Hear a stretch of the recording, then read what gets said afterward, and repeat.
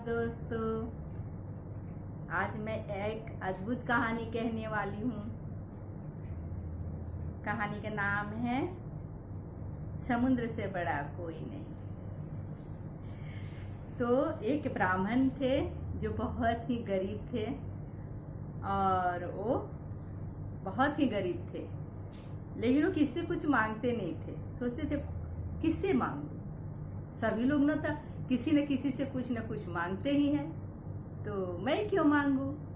अपना छोटा मोटा काम करके रोजी रोटी चला लेते थे। लेकिन उनकी पत्नी थी, वो बोलती थी कि आप ऐसे क्यों करते, आप ब्राह्मण हैं, आप जाइए, दक्षिणा लोग मांगते हैं, क्या क्या करते हैं, आप मांगिए। वो बोलते थे ना, हम किसी से कुछ ना मांगूंगा, जो हमारी मेहनत के बल से मिलता है उसी से जीवन चलेगा। लेकिन पत्नी ने कहा नहीं, आपको मांगना है, आपका तो ये पेशा ही है मांगने वाला। बोले कि पेशा तो है, लेकिन मैं किससे मांगू, कोई ना कोई तो किसी न किसी से तो कुछ मांगता ही है, तो मैं भी उनसे मांगू। तो वो सोच में पड़ गए किससे मैं मांगू, किससे मांगू। विवश कर दी थी उनकी वाइफ, तो सोच में पड़ गए मैं किससे मांगू, कोई ऐसा हो जो किसी से कुछ ना मांगता हो।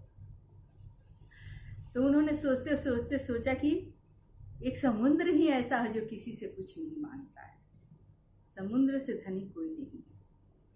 तो मन बनाए ब्राह्मण ने और एक कटोरा उठाए बड़ा सा, कटोरा लेके समुद्र के किनारे पहुंच गए।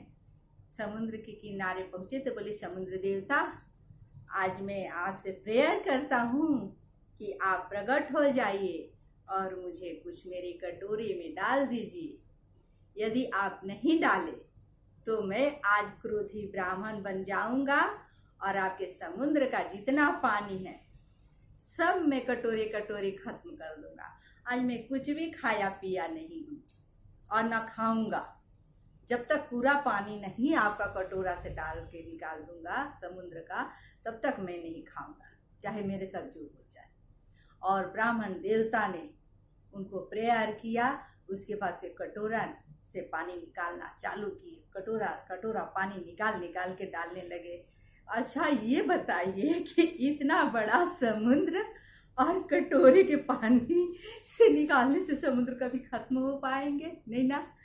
तो उन्होंने अपना प्रण कर लिया, निश्चल प्रण, कि वो मैं मर मिटूंगा या मेरे साथ कुछ भी हो जाए, लेकिन मैं इस समुद्र को प्रकट करके रहूंगा, और नहीं तो पूरा पानी इनका निकालते निकालते अपने जीवन को ही खत्म कर दूंगा, भले इनका पानी ना खत्म हो, चाहे समुद्र देवता जो भी करे। अभी क्या हुआ कि कटोरे कटोरे पानी निकालते निकालते शाम हो गई। समुद्र देवता देखते देखते बोले कि ब्राह्मण कटोरे कटोरे मेरा प्राण पानी निकालते निकालते कहीं इसका प्राण निकल जाए तो मैं बहुत बड़ा दोषी बन जाऊंगा, इसलिए हमें ब्राह्मण के पास जाना ही पड़ेगा। उन्होंने क्या किया कि प्रकट हुए, बोले ब्राह्मण देवता मैं प्रकट हो गया, आपको क्या चाहिए। ब्राह्मण देवता ने कहा कि आप प्रकट हो गए, तो हाँ, आप प्रकट हो गए तो मुझे वही चाहिए जो दुनिया संसार में सभी लोग एक दूसरे से मांगते हैं। तो मैं किसी से ना मांग के आपके पास आए, क्योंकि आप सबसे ज्यादा बड़ा है, समुद्र से बड़ा कोई नहीं है, आप सबसे बड़ा धनी है और आप किसी से कुछ नहीं मांगते, इसीलिए मैं आपके पास आया।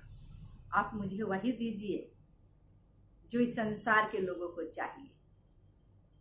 और मैं क्या कहूँ, समुद्र देवता ने खुश हुए और बोले कि अच्छा मैं आपको दे रहा हूँ। एक शंख निकाले समुद्र से और निकाल के ब्राह्मण देवता को दिए, बोले कि लीजिए, जो संसार के लोग मांगते हैं वो आपको मैं दे रहा हूँ। तो उन्होंने कहा कि मुझे सुबह से भूख लगी है, प्यास लगी है, और आप हमें शंख दे रहे हैं, यही मांगने में आया था। उन्होंने कहा ब्राह्मण देवता, आप गाय के गोबर से लेपन करिए, उस पर शंख को रखिए और प्रेयर करिए, जो मांगिएगा वो जरूर शंख देगा। और वो अंतर ध्यान हो गए।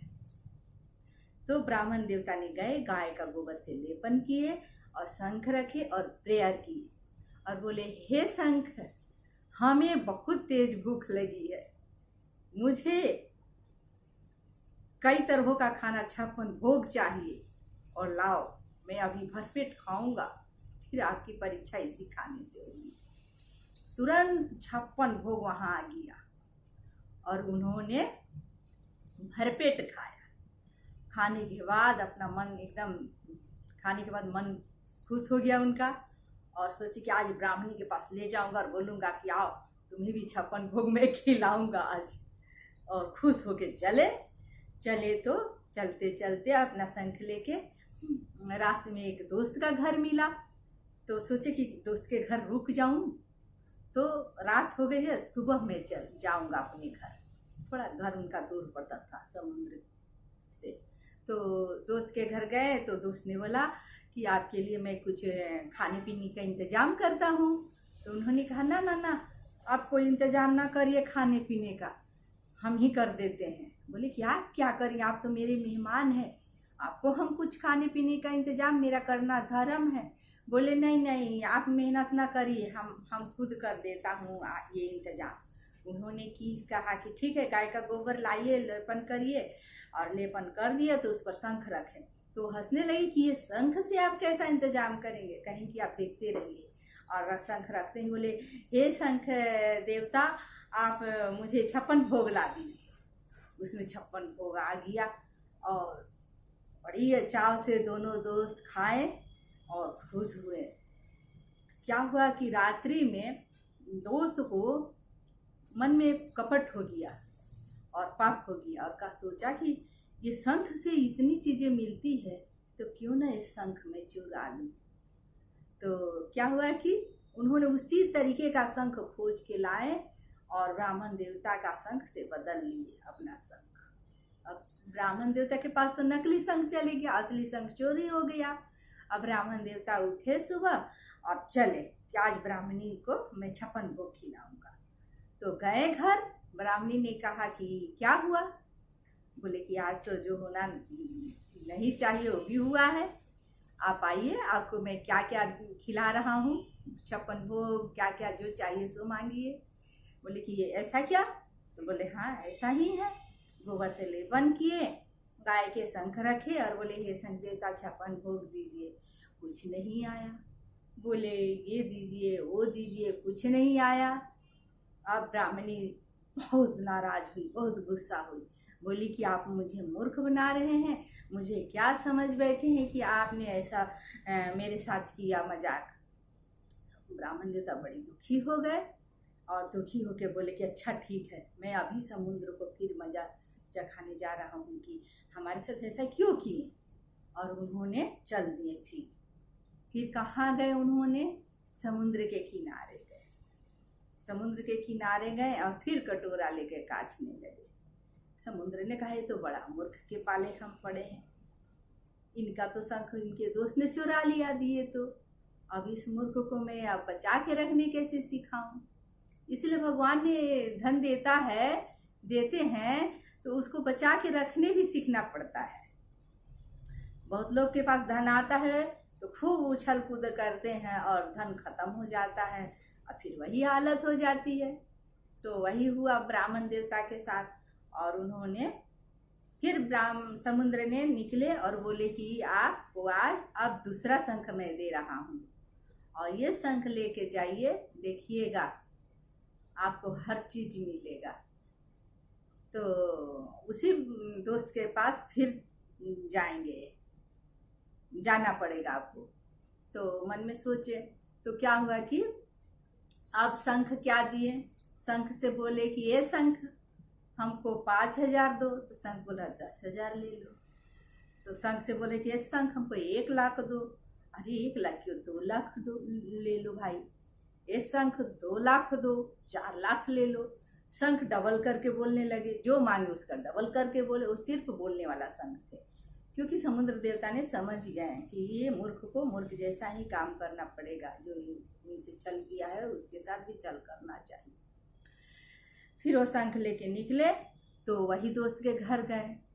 तो दोस्त ने उन्हें खिलाया पिलाया, फिर आराम करने लगे। तो बोले कि अब की बार, उस बार तो समुद्र देवता ने मुझे ठग दिए थे, एक बार खिलाए, 2 बार खिलाए, तीसरी बार कुछ न खिलाए, लेकिन ऐसा अब शंख लाया है खाली जितना पैसा मांगो उतना पैसा देता है। बोले शंख 10,000 दे दो, तो अरे भाई 20,000 ले लो। 1,00,000 दे दो, तो 1,00,000 क्या 2,00,000 ले लो। अब क्या हुआ कि उसको बुद्धि ली कि ये तो खाना पीना देता है शंख, और ये शंख तो खाली पैसा देता है, क्यों ना उस शंख से इस शंख को बदल लूँ मैं, पैसे आएंगे तो बहुत कुछ होंगे। उन्होंने क्या किया कि जब ब्राह्मण देवता इधर उधर गए तो वो शंख रख के, और वो जो मिला था 1,00,000-2,00,000 देने वाला, वो शंख अपने ले लिया, चोरी कर लिए। फिर ब्राह्मण देवता गए घर, तो फिर गोबर से लेपन वेपन करके बोले कि अब की बार देखो ब्राह्मणी। तो बोले ठीक है, अब मैं नहीं देखूंगी। ब्राह्मणी गुस्सा गई, बोली कि नहीं नहीं आइए। फिर खुद से रखे और बोले कि ये शंख 56 भोग मेरी बीवी को खाने का मन कर रहा है, दे दो। तो शंख ने 56 भोग दे दिया, और वो बोलने वाला शंख चले गया दोस्त के घर, और असली शंख इनके घर आ गया। अब उसी शंख से इन्होंने गाड़ी मांगा, बंगला मांगा, अपने लिए कपड़े मांगे, लते मांगे, जो भी मांगे सामान वो हाजिर हो गया। और ब्राह्मण देवता बहुत धनी हो गए। और वो ब्राह्मण जो दोस्त है वो कह रहे कि 1,00,000 दो तो 2,00,000 लो, 2,00,000 दो तो 4,00,000 लो, 4,00,000 दो तो 5,00,000 लो। इस तरह से वो बोलते रह गया, और वो मूर्ख बन गए, और ये अपना असली शंख इनके पास आ गया, और ये बहुत सुखी हो गए। और उसके बाद से ब्राह्मण ब्राह्मणी मौज से रहने लगे। बोले समुद्र से बड़ा कोई नहीं है।